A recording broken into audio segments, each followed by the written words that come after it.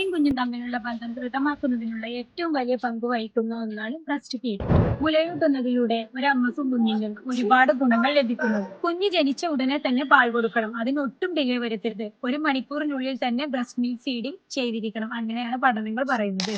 ആദ്യത്തെ പാലായ മഞ്ഞ നിറത്തിലുള്ള കൊളസ്ട്രോൾ മുതൽ 6 മാസം വരെ കുട്ടിക്ക് ലഭിക്കുന്ന പാലിലൂടെ കുട്ടിയുടെ ഇമ്മ്യൂണിറ്റി വർദ്ധിപ്പിക്കുന്നതിനും കുട്ടിയുടെ ബുദ്ധിവികാസത്തിനും ഇത് സഹായിക്കുന്നു. ബ്രസ്റ്റ് ക്യാൻസറിനും ഓവറിയൻ ക്യാൻസറിനും സാധ്യത വളരെ കുറവാണ് മുലയൂട്ടുന്ന അമ്മമാരിൽ. ബ്രസ്റ്റ് മിൽക്കിലൂടെ സാധാരണയായി കുഞ്ഞുങ്ങളിൽ ഉണ്ടാകുന്ന ആസ്മ, അലർജി, പൊണ്ണത്തടി എന്നിവ തടയുകയും അതുപോലെ തന്നെ കുഞ്ഞിനെ എവിടെ വെച്ച് വേണമെങ്കിലും എപ്പോൾ വേണമെങ്കിലും സൗകര്യപ്രദമായി ബ്രസ്റ്റ് ഫീഡ് ചെയ്യാം.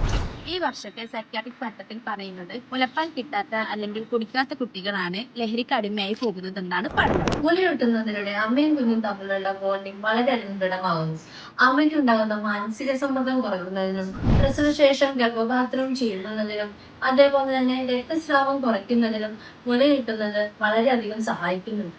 ഇത്രയേറെ ഗുണങ്ങളാണ് അമ്മയ്ക്കും കുഞ്ഞിനും ബ്രസ്റ്റ് ഫീഡിങ്ങിലൂടെ ലഭിക്കുന്നത്.